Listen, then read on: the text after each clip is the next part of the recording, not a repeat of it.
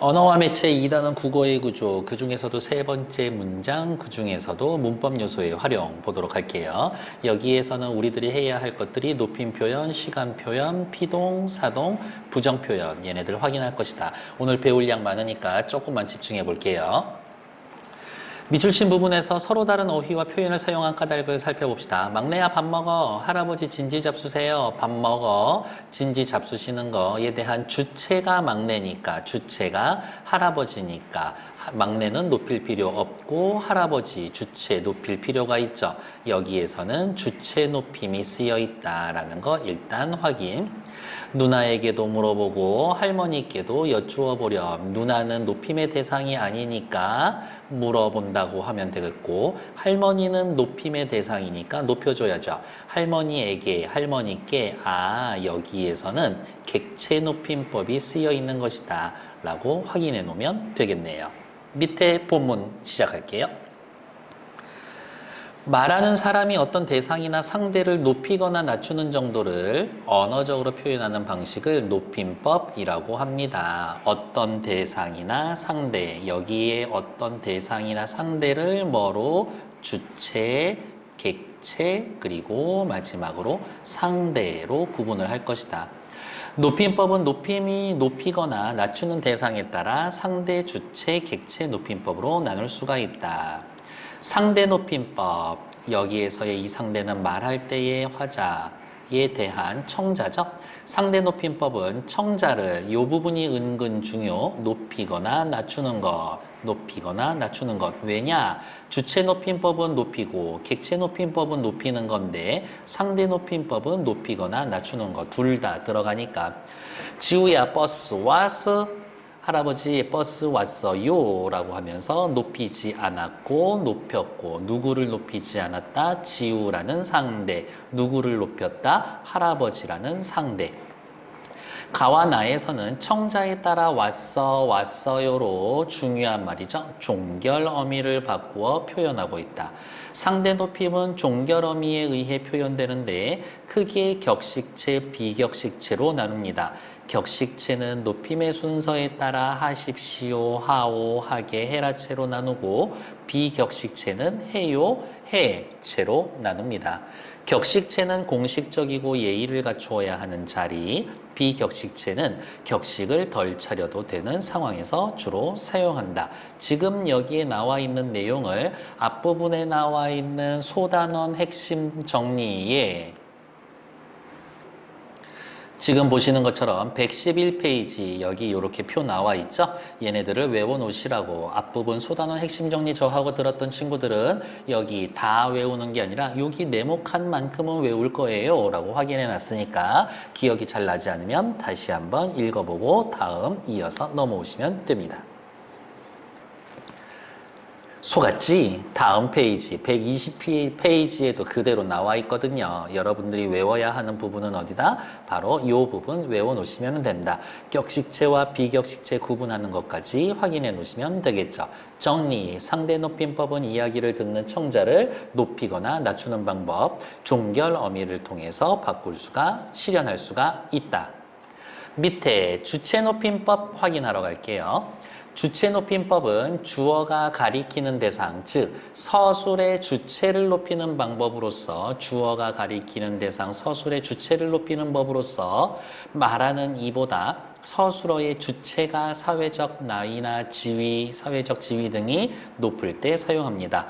동생이 방에 들어왔다. 어머니께서 방에 들어왔다. 가에서의 주어 누구예요? 동생. 나에서는 주어 누구야? 어머니. 동생은 높일 필요 없지만 어머니는 높일 필요가 있죠. 그래서 어머니를 높이기 위해서 주격조사 이가 대신에 깨서 들어왔다라는 말에 들어오시었다, 시라고 하는 주체 높임 선어말 어미를 붙여줬다.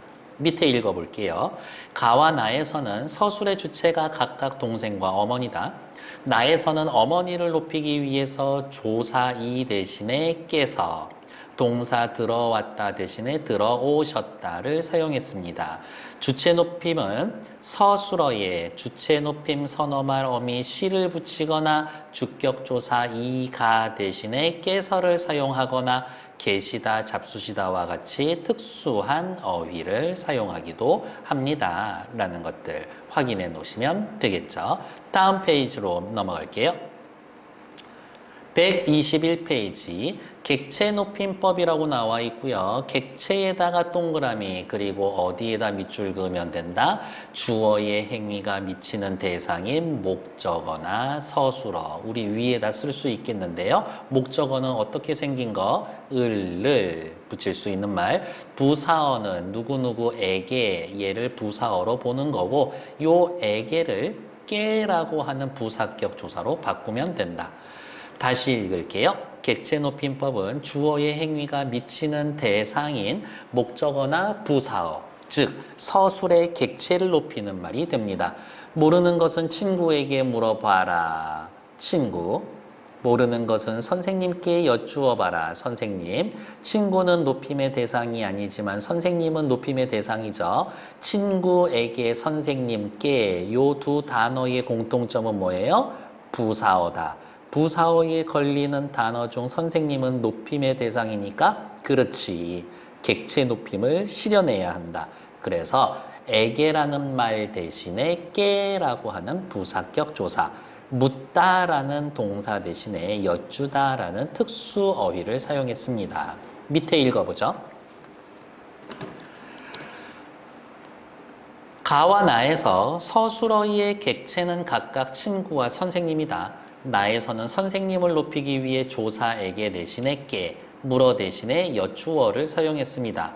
객체 높임 실현 방법, 들이다, 모시다, 배다, 여쭈다처럼 특수한 어휘를 통해 실현이 되고 부사격 조사에게 대신에 깨를 사용하기도 합니다.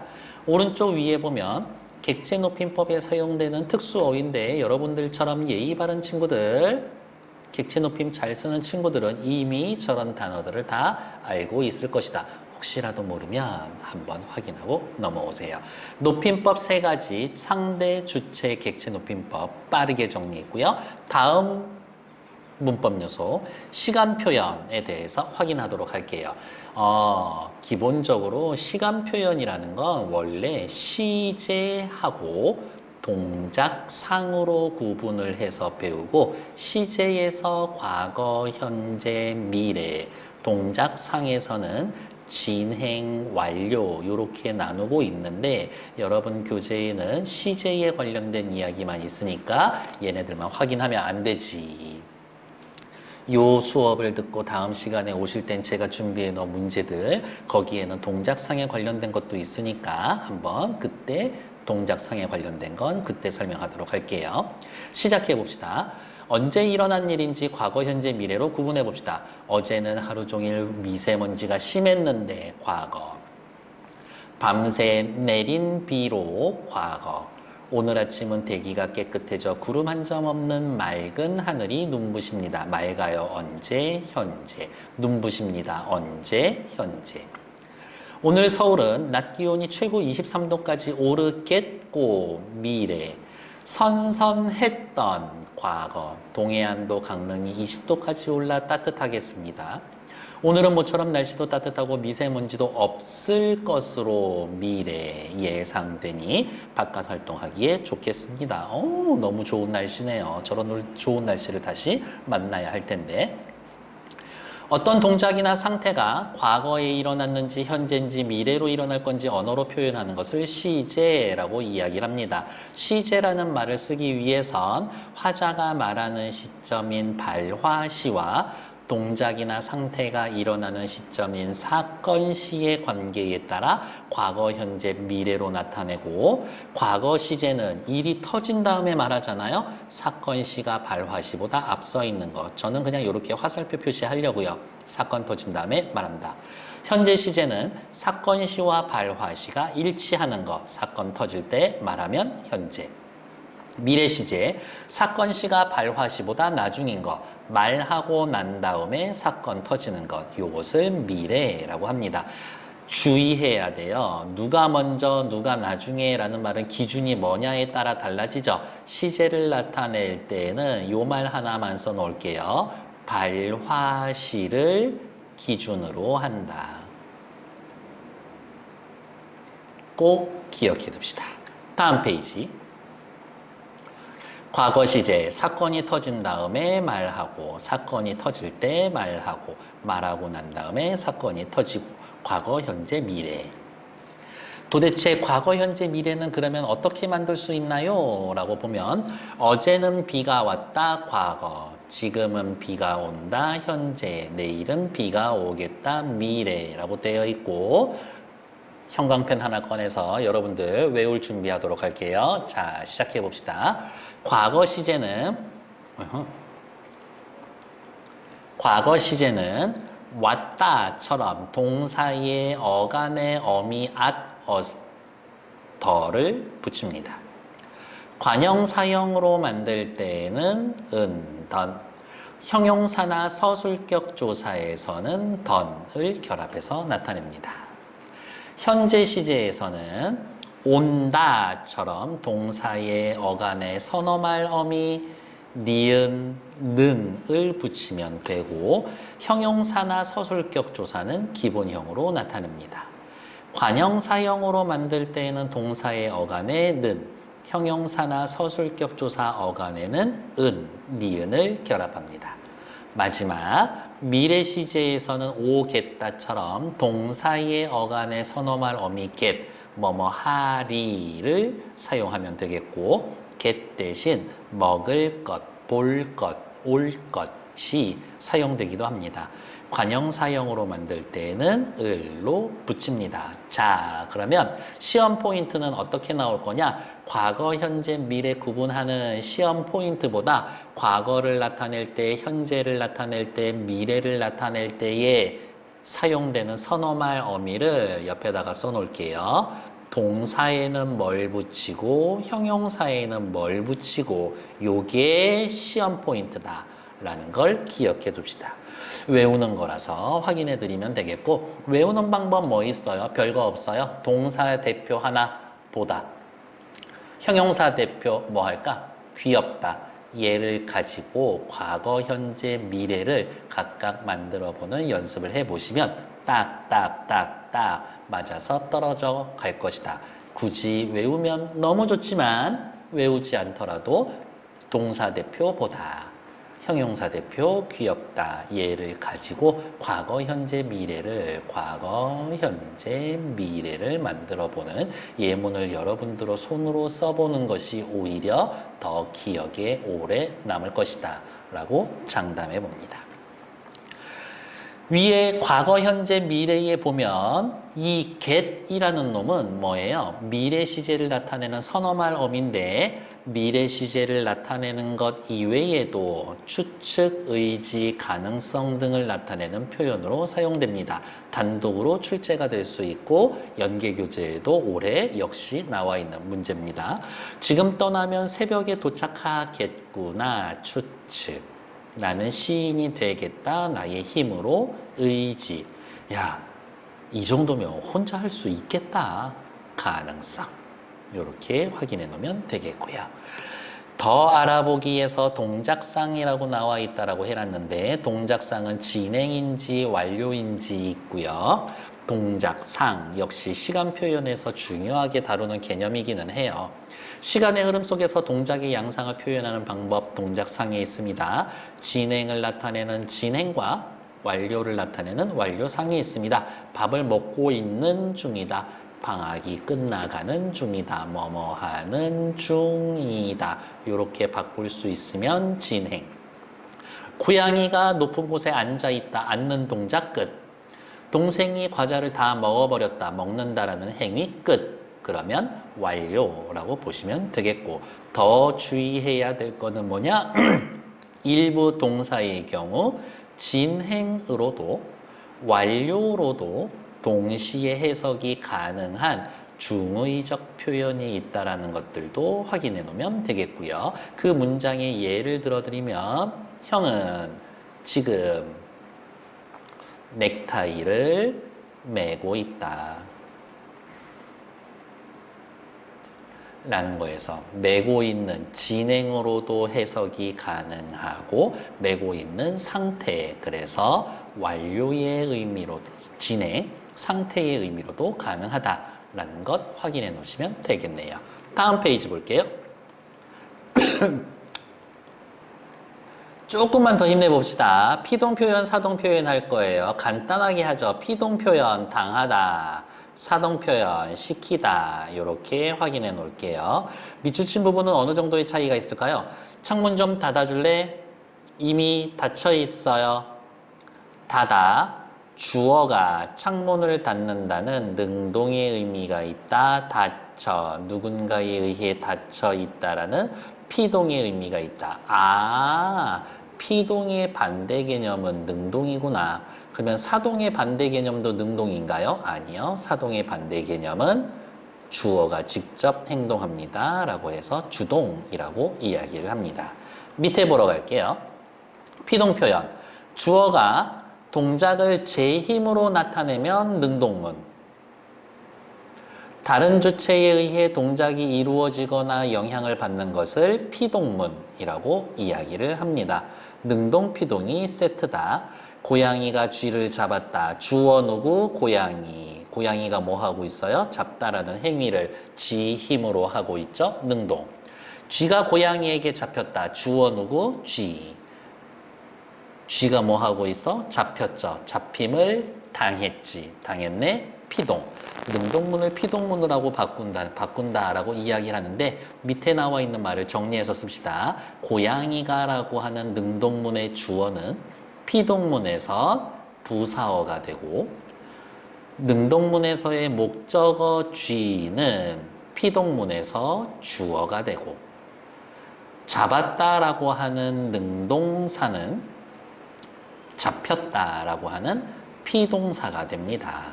이 이야기를 밑에 말로 풀어쓰고 중요한 개념이 나오겠죠. 능동문의 목적어 쥐를 피동문에서는 쥐가 주어가 되고 능동문의 주어인 고양이는 피동문에서 부사어 고양이에게가 됩니다. 위에 다 쓰여져 있죠?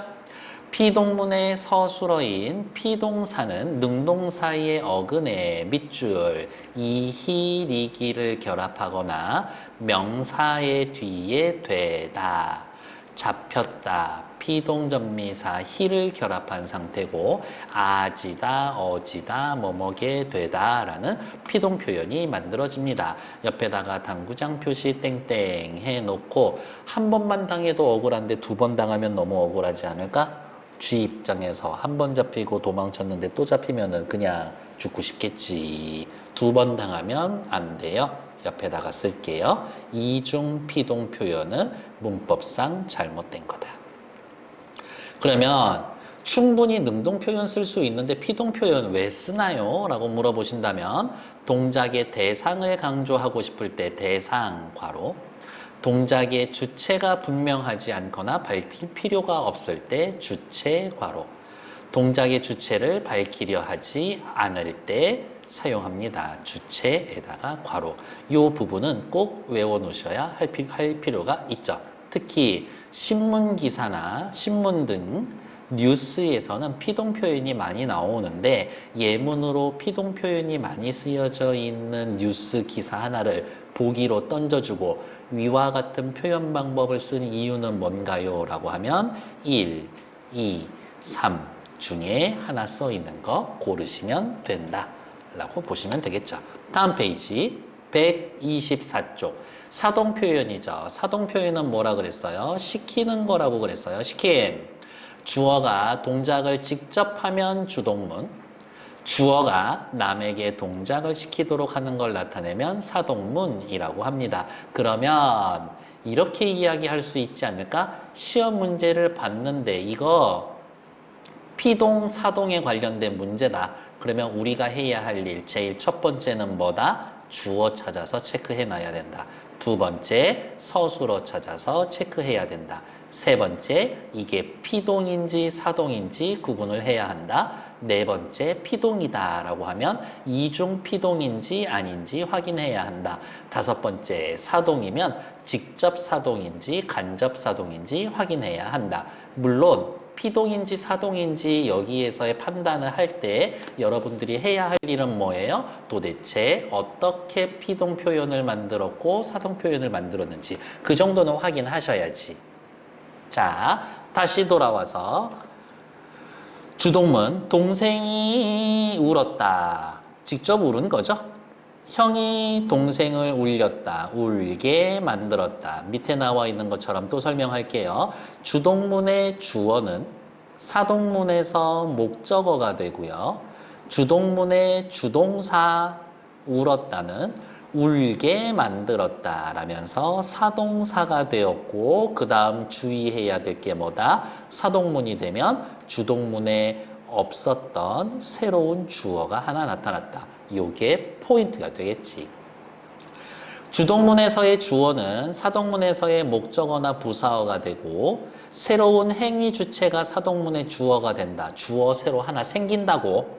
위 문장에서 주동문의 동생이가 사동문에서는 목적어 동생을이 되고 형이라는 사동문의 주어로 새로 추가가 되었음을 확인할 수가 있다.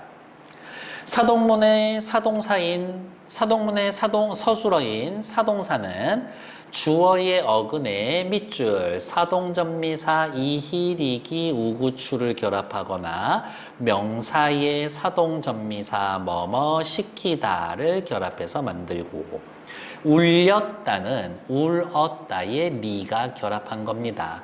그 이외에도 뭐뭐게 하다라는 사동문을 만들기도 합니다. 전미사와 전미사에 의한 사동 표현과 뭐뭐게 하다에 의한 사동 표현은 의미의 차이를 보이기도 합니다. 어머, 이거 뭐 하는 거예요? 직접 사동인지 간접 사동인지 구분하라 이 얘기네요. 가, 어머니가 딸에게 따뜻한 옷을 입혔다. 어머니가 딸에게 따뜻한 옷을 입게 하셨다. 가에 해당되는 게 요거고 나에 해당되는 거는 요거겠네요. 가는 어머니가 딸에게 옷을 입히는 행위를 했다라는 의미, 스스로 옷을 입게 했다라고 지시하는 의미도 있지만, 그렇지, 미안해요. 가는 요것도 되고 요것도 됩니다. 나는 딸이 스스로 옷을 입도록 어머니가 시켰다라는 의미만 가지고 있습니다. 직접사동, 간접사동. 그러면 정리합시다. 뭐라고 정리할 수가 있을까? 사동 전미사가 붙었을 경우에는 전미사에 의했을 경우에는 직접, 간접, 사동 둘 다 해석이 되고 뭐뭐게 하다라는 표현을 쓰면 간접 사동만 해석이 된다. 사동 표현은 행위를 시키는 주체를 드러내고자 할 때 주체에다 괄호 사건의 결과가 외적인 원인에 의해 발생한 것임을 밝히고자 할 때 사건의 원인이 외적인 원인 여기에다가 괄호 해놓으시면 되겠죠. 피동, 사동 구별하는 거. 하지만 실제 여러분들의 시험 포인트가 되는 문제들은 어디에 있다? 지금 위에 시뻘겋게 써놓은 요 부분에 있을 것이다. 요 내에서 문제가 해결이 될 것이다. 다음 페이지 확인할게요.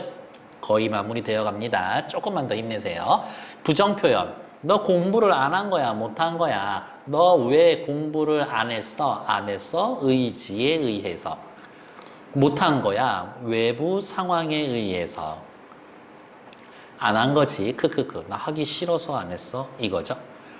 부정하는 내용을 문법적으로 실현한 문장을 부정문이라고 합니다. 부정문은 안못을 사용한 짧은 부정문 뭐뭐지 않다, 뭐뭐지 못하다의 긴 부정문이 있습니다. 안 만났다, 짧은 안 부정문. 만나지 않았다, 긴 안 부정문. 못 만났다, 짧은 못 부정문. 만나지 못했다, 긴 못 부정문. 아니나 뭐뭐지 않다를 사용하는 안 부정문과 못, 뭐뭐지 못하다라고 하는 못 부정문으로 나눕니다. 안부정문은 중요해요. 단순 부정이나 의지 부정이고 못 부정문은 행위할 능력이 부족하거나 의지와 상관없는 상황에 의한 부정입니다. 라는 것들 안부정문, 못부정문 구분을 해 놓으시고 여러분들이 눈을 줘야 되는 부분은 어디다? 여기 단순 부정. 해가 뜨지 않았다. 불이 켜지지 않는다. 이런 것들은 단순 부정이라고 확인하시면 되죠. 가는 의도에 의해 만나지 않았다라는 의미일 수도 있고 지우와 재호가 만나는 상황이 이루어지지 않았다라는 의미가 될 수 있다. 그러니 옆에다가 써야 되겠죠. 뭐 가는 의지 부정으로 해석을 할 수도 있고 그 다음에 어떻게 단순 부정으로도 해석을 할 수가 있다. 나는 지우가 재호를 만나려고 했으나 그러지 못했다라고 볼 수가 있었다. 어떻게? 외부 요인을 부정하고 있다. 라고 확인하면 되겠죠. 혹은 능력 부정이다.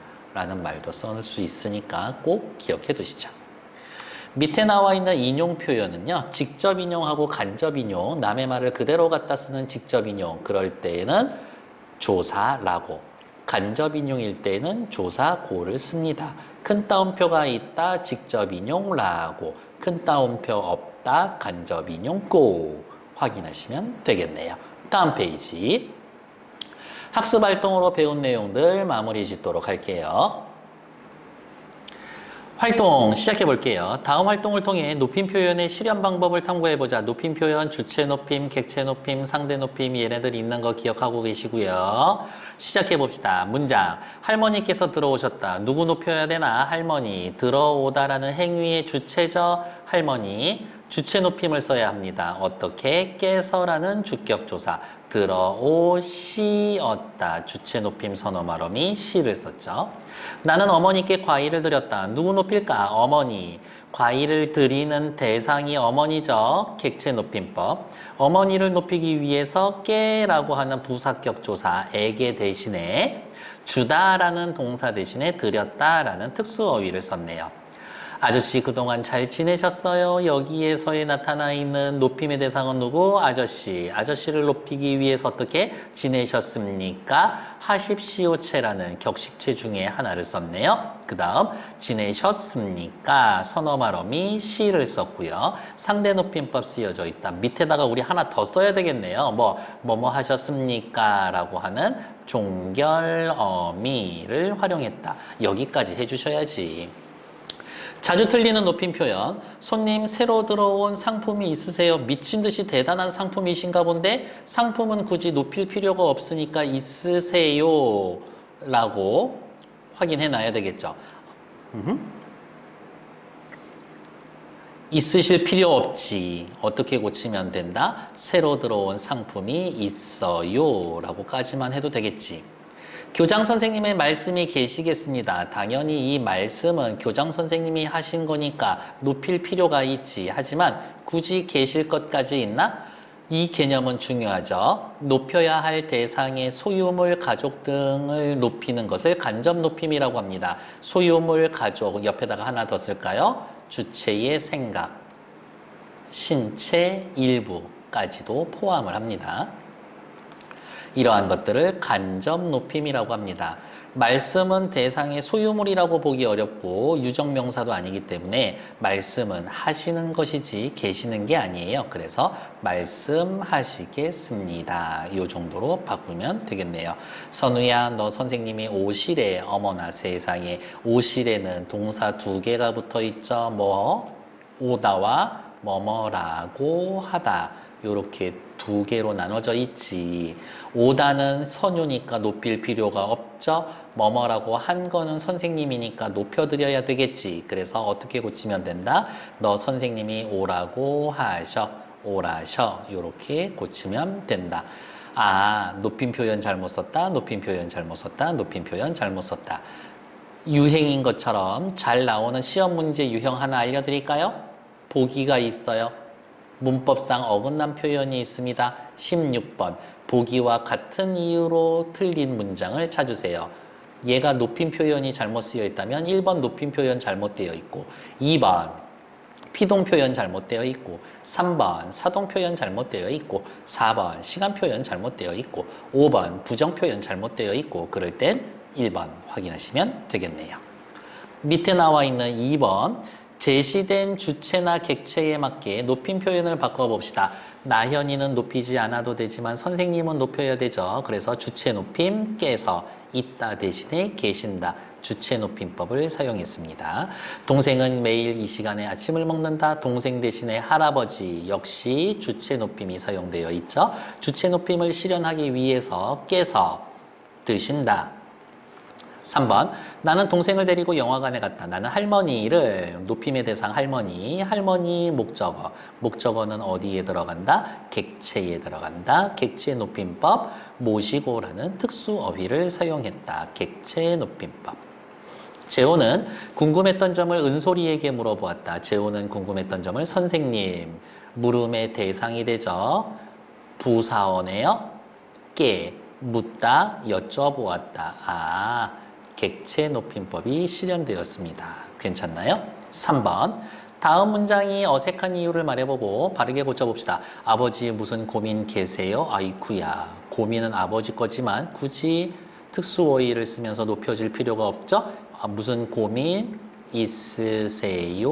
라고 하면 되겠고 주원아 선생님이 너 교무실로 빨리 오시래. 와 주원이 엄청 이 친구보다 높은 친구인가? 선생님보다 더 높은가? 그럴 리는 없잖아요. 선생님이 너 교무실로 빨리 오라고 하셔.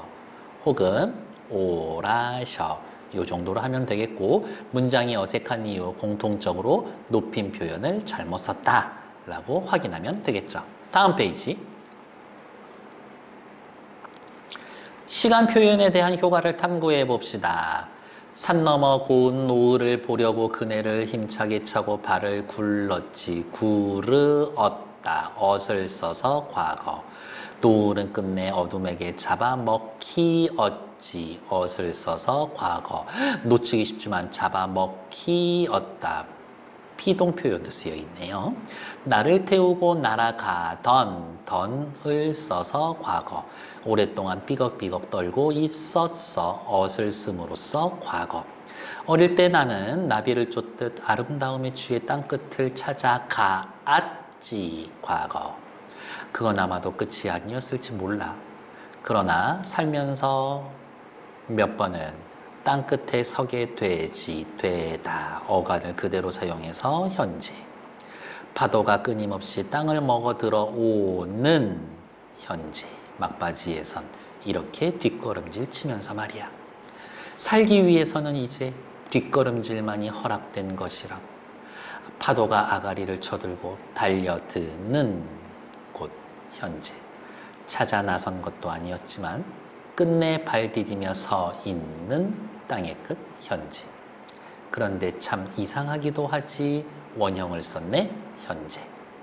위태로움 속에 아름다움이 스며 있다는 것이. 땅끝은 늘 젖어 있다는 것이. 그걸 보려고 또 몇 번은 여기에 이르리라는 것은 미래. 체크되어 있는 게 시제가 무엇이고 어떤 시제를 사용했는지 순식간에 숑숑숑숑 확인해 놨었죠. 시의 흐름이 시제의 표현과 어떤 관계가 있는지 살펴봤더니 과거, 현재, 미래 순으로 진행되고 있습니다. 패스. 다음 128페이지. 다음 뉴스를 보고 피동 표현과 사동 표현을 탐구해보자. 피동 당하는 거고 사동 시키는 거고. 피동 사동이라는 말이 나오면 우리 제일 먼저 뭐 해야 됐다고요? 주어 찾아서 체크, 서술어 체크. 경북 포항시의 한 가정집 거실에 발을 디딜 수 없을 정도로 온갖 물건이 널브러져 있습니다. 거실 전등이 심하게 흔들리다 못해 뭐라고? 깨져서 파편이 사방에 흩어졌고 화분이 넘어져 바닥에 흙이 쏟아졌습니다. 경남 창원시의 한 상점에서도 모든 폐쇄회로 텔레비전 영상에 진동이 감지될 정도로 건물 전체가 흔들렸습니다. 진열장에 전시된 상품들은 우르르 바닥으로 떨어졌습니다. 놀란 손님들이 대피하는 모습이 화면에 생생하게 담겼습니다. 행정안전부에서는 긴급재난 문자를 보내 주민들을 대피하게 하고 사동. 현장에서는 119 대원들이 주민들을 대피시켜서 사동, 인명피해를 막을 수 있었습니다. 표에 제시된 단어들을 순식간에 아까 알맞은 피동 표현으로 다 바꿔봤는데요. 저게 중요한 게 아니라 여러분들은 자연스럽게 피동 표현으로 만들고 있지만 피동을 어떻게 만들었는지 나도 모르게 바꿔놓은 요 피동 표현의 요소 분을 확인하시면 되겠고, 앞부분에서 제가 설명을 들었죠. 뉴스 기사에서 피동문이 많이 사용된 까닭은 뭡니까? 지진을 일으킨 동작의 주체가 분명하지 않기 때문에, 지진 때문인 거 굳이 아니까, 행위의 주체가 분명하지 않으니까 굳이 밝힐 필요가 없어서. 3번 문제는 직접사동, 간접사동이라고 해서 중요한 개념이 될 거예요. 대피하게 하고 대피하게 했습니다. 간접사동. 대피시켰어요. 직접사동. 이렇게 직접인지 간접인지 구별할 수 있어야 할 것이다. 괜찮나요? 다음 페이지 129쪽. 다음 문장을 자연스럽게 고쳐봅시다. 이 노래는 많은 사람에게 불리운다. 부르다, 리운다. 불린다. 리만 써도 되겠죠? 우 쓰지 않아도 될 겁니다. 이희리기 우구추에서 굳이 사동전미사 쓸 필요가 없음. 내일이 시험이라니 믿겨지지 않는다. 믿겨지지. 형태소 분석해 볼까요? 믿기, 어지지. 세상에. 기만 있어도 피동인데 어지가 있어서 피동이죠. 예, 이중피동이네. 2번 당하면 억울하다고 했잖아요. 한 번만 당하자고. 뒤에 거 어지 날리자. 그러면 믿기지 않는다. 이렇게 되겠지. 고기를 구웠더니 옷의 냄새가 배였다. 배이었다. 이렇게 해석이 형태소로 분석이 될 텐데, 배이었다, 배다 라고 하는 동사 자체가 냄새나 색깔이 스며들다 라는 뜻이니까 굳이 전미사 쓸 필요가 없죠. 그래서 배었다 이렇게 확인하셔도 됩니다. 밑에 다음 활동을 통해 부정문의 중의성에 대해 탐구해보자. 여기 은솔이가 사과를 먹지 않았다는 문제가 돼요. 누구 때문에? 않다라고 하는 부정 표현 때문에 저게 누구를 부정하냐 이거지. 사과를 먹긴 먹었어. 근데 그게 은솔이가 아니야. 은솔이가 먹긴 먹었는데 사과가 아니라 책을 먹었어. 은솔이가 사과를 먹은 게 아니라 던졌어. 이런 식으로 않다라고 하는 부정 표현은 누구를 부정하는지가 명확하지 않기 때문에 여러 가지로 해석이 될 수가 있습니다. 2번, 일과 같은 부정 표현의 중의성을 해소해서 의미를 정확하게 전달하려면 요 말들은 외워놓는 걸로 합시다. 부정하는 대상에 보조사 은는을 사용하거나 부정하고자 하는 단어에 강세를 주어서 해결할 수가 있습니다. 보조사 은는을 사용하거나 강세를 주어서 부정적인 중의성을 해석할 수가 있다. 다음 130페이지. 여기는 제가 설명할까요? 라고 해봐야 읽는 것밖에 없을 거예요. 그러니까 빈칸은 꼭 채워두시고 뒤에 나와 있는 문제 야호 쭉쭉쭉 133페이지까지 풀려있는 상태에서 다음 시간에 만나야 되겠죠. 많은 내용 하느라 고생했어요. 수고했습니다. 다음 시간에 만나요. 안녕.